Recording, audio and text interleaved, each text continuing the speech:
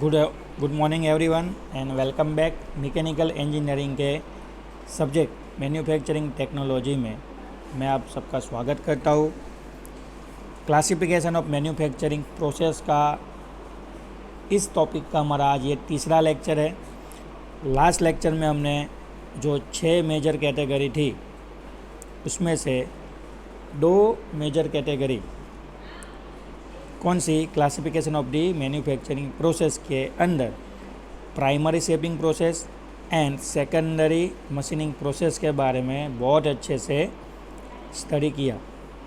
आज हम आगे बढ़ेंगे third category classification of manufacturing process के अंदर, वो है हमारी मेटल फॉर्मिंग प्रोसेस। ठीक है, तीसरी कैटेगरी कौन सी है जो हम डिस्कस करने वाले हैं आज? Metal forming process. तो ये जो तीसरी कैटेगरी है मेटल फॉर्मिंग प्रोसेस, वो एक प्रकार की मैन्युफैक्चरिंग प्रोसेस है। ठीक है, जो ज़्यादातर इंडस्ट्री के अंदर यूज़ होती होगी और उसमें से थोड़ा उसको point of view, manufacturing point of view, practical point of view, study point of view आपको यहाँ से अच्छे से एक्सप्लेन किया जाएगा। तो देखिए क्या कहते हैं मेटल फॉर्मिंग प्रोसेस में।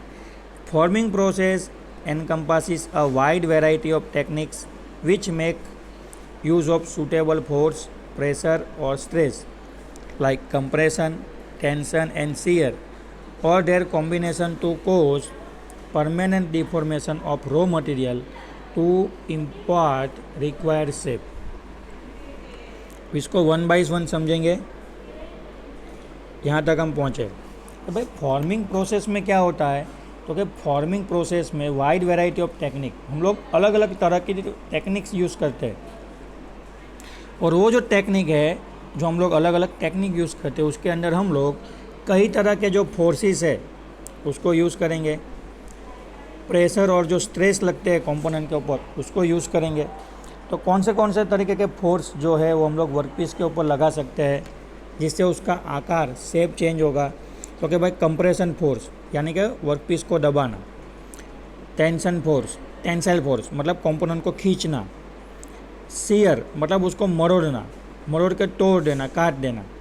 तो ऐसे 3 अलग अलग तरीके के जो फोर्सेस है उसकी वजह से जो वर्कपीस के ऊपर प्रेशर जनरेट होता है, फोर्स और प्रेशर की वजह से उसके अंदर जो स्ट्रेस डेवलप होता है और स्ट्रेस डेवलप होने की वजह से उसका जो आकार चेंज हो जाता है।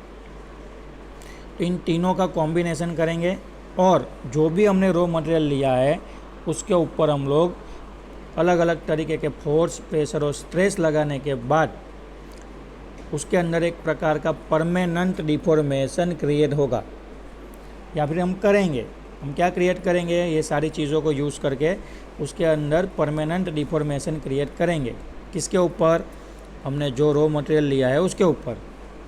ठीक है, और ये सब हम क्यों कर रहे हैं? For the required shape.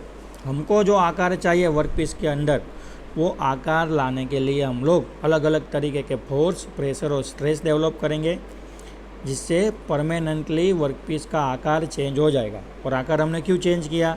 क्योंकि हमको वो आकार का वर्कपीस चाहिए था कहीं और जगह यूज़ करने के लिए।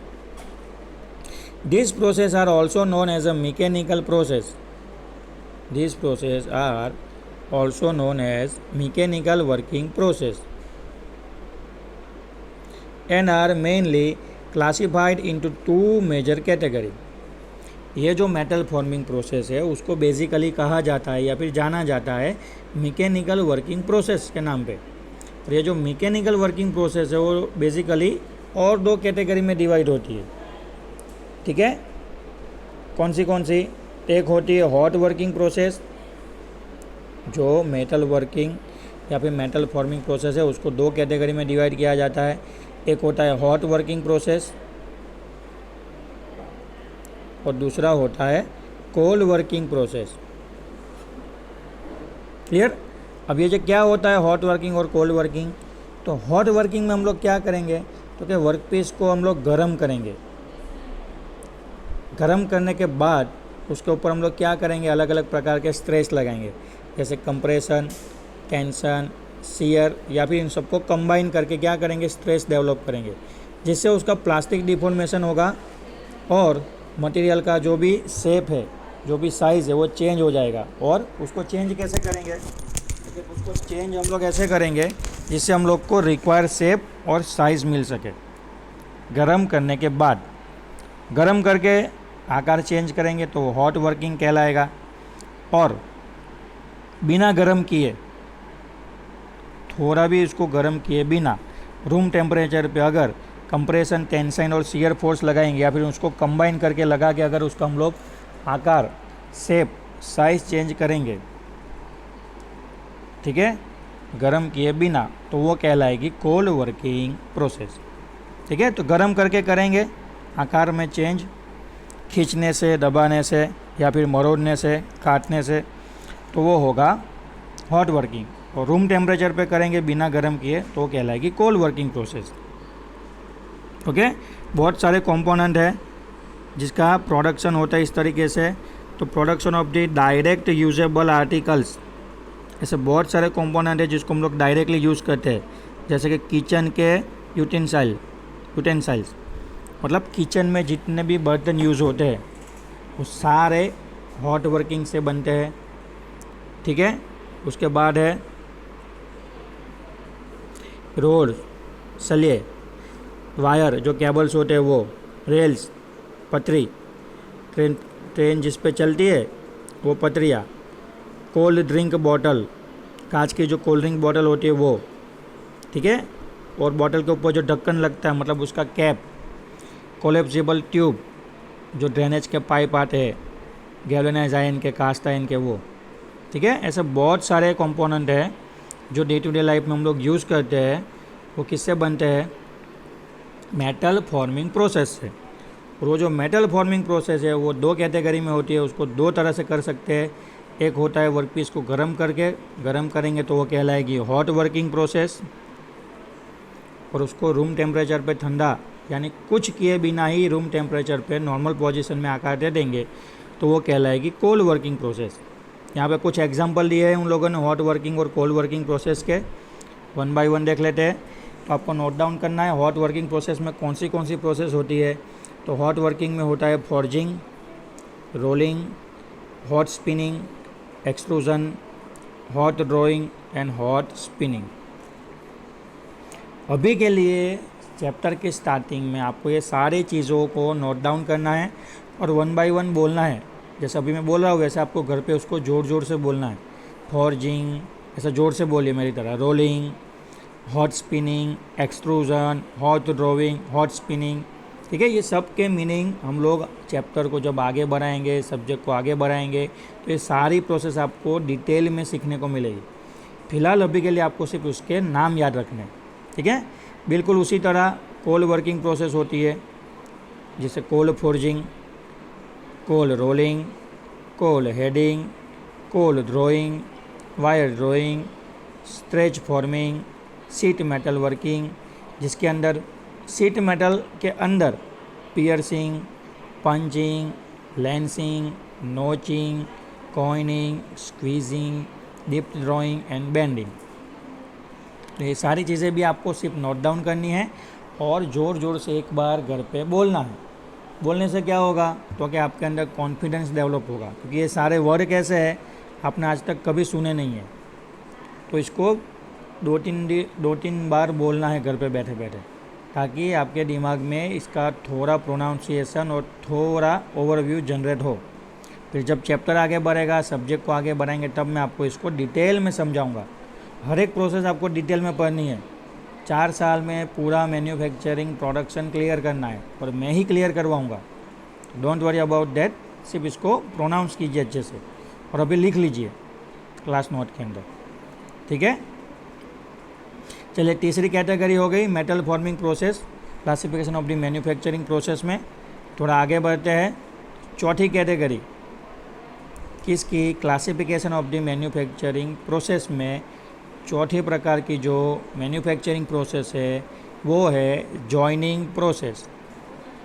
अब ये तो सबको इजीली समझ में आ जाएगा। जॉइनिंग का मतलब क्या होता है?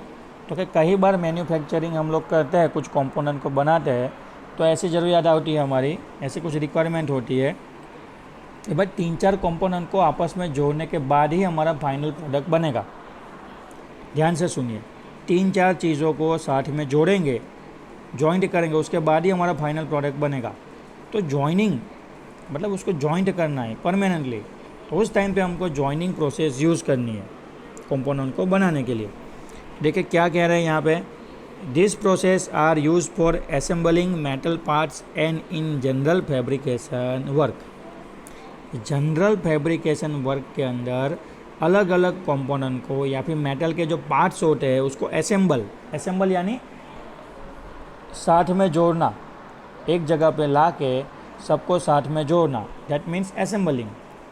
और जनरल फैब्रिकेशन वर्क यानी जनरली हम लोग क्या करेंगे, फैब्रिकेशन वर्क करके उसको परमानेंटली जोड़ने की या फिर टेम्पररी जोड़ने की कोशिश करेंगे। Such requirements usually occur when several pieces are to be joined together to fabricate a desired structure of the product।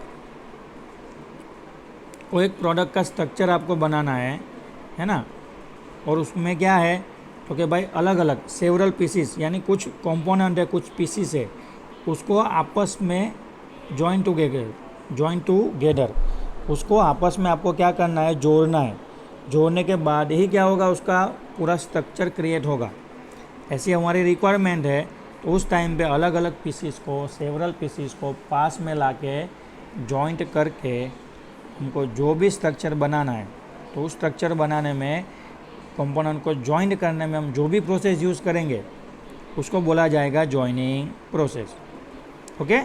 अब कई बार क्या होता है कि भाई जो जॉइनिंग प्रोसेस होती है वो बेसिकली डेवलप की जाती है। जैसे कि आप देख सकते हैं यहाँ पे, the process are use developing steam और वाटर टाइट जॉइंट। कई बार आपको बड़ा स्ट्रक्चर बनाना है तो उसमें रिक्वायरमेंट होती है कि जो स्ट्रक्चर बनेगा, जो टंकी बनेगी, जो साइलो बनेंगे, जो वेसल्स बनेंगे, वो स्टीम या फिर वाटर टाइट होने चाहिए, मतलब उसमें से लीकेज होना चाहिए नहीं।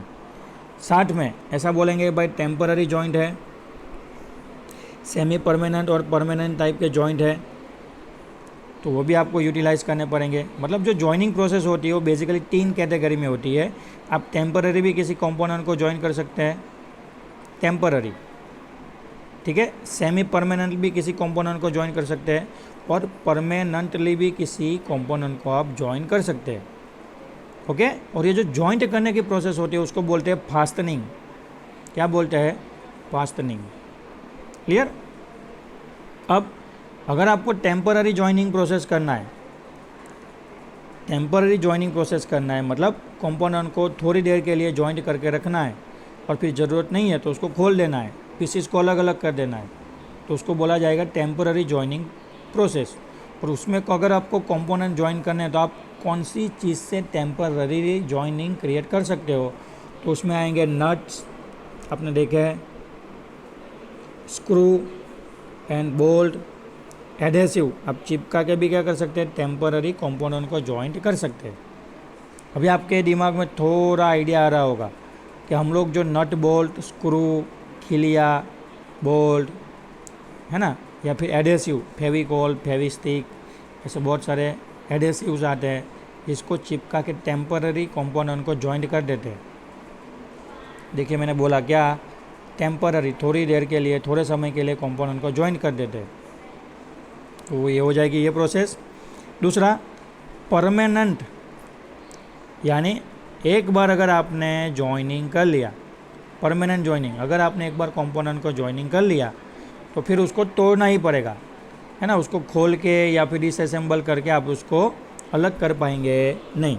तो जो परमानेंट होता है ना, लंबे समय तक टिकने वाला परमानेंट जॉइंट, उसमें होगा वेल्डिंग, वेल्डिंग के अंदर प्लास्टिक फ्यूज़न दोनों आ जाएंगे, brazing process, soldering process, riveting, screwing, press fitting, sintering, adhesive bonding, shrink fitting, explosive welding, ठीक है, diffusion welding, key and cotter joint, coupling, nuts and bolt joint. ऐसे बहुत सारे जो वेल्डिंग है जो परमानेंटली या फिर सेमी परमानेंटली क्रिएट होंगे, इसको आप इन फ्यूचर में खोल नहीं पाएंगे, डिसअसेंबल नहीं कर पाएंगे। ठीक है। तो ये हो गया हमारा बेसिक, चौथी कैटेगरी के अंदर जॉइनिंग प्रोसेस। ओके, तो जॉइनिंग में आपको इतना आइडिया आ गया होगा कि भाई अलग अलग कंपोनेंट को जोड़ के जो स्ट्रक्चर बनाना होता है, बड़ा सा कोई कंपोनेंट, तो उसमें बेसिकली जॉइनिंग प्रोसेस यूज़ होता है। जॉइनिंग तीन तरीके से होता है, टेम्पररी, सेमी परमानेंट और परमानेंट। टेम्पररी है उसको आप नट बोल्ट स्क्रू से खोल सकते हैं, वापस ज्वाइन कर सकते हैं, लेकिन जो सेमी परमानेंट या फिर परमानेंट है उसके अंदर आपको कंपलसरी पीस स्ट्रक्चर को अगर डिसअसेंबल करना होगा, अलग करना होगा, तो उसको परमानेंटली काटना ही पड़ेगा। परमानेंट हो गया होगा तो उसको काट के ही भी डिसअसेंबल कर सकते। ओके, तो ये हो गया आज का हमारा मैन्युफैक्चरिंग प्रोसेस के अंदर दो और कैटेगरी, मेटल फॉर्मिंग प्रोसेस और जॉइनिंग प्रोसेस। नेक्स्ट लेक्चर में टॉपिक को कंटिन्यू करेंगे, ठीक है। चीज़ों को नोट डाउन कीजिए और शांति से लेक्चर कंटिन्यूसली सुनिए और देखिए। तब तक के लिए थैंक यू।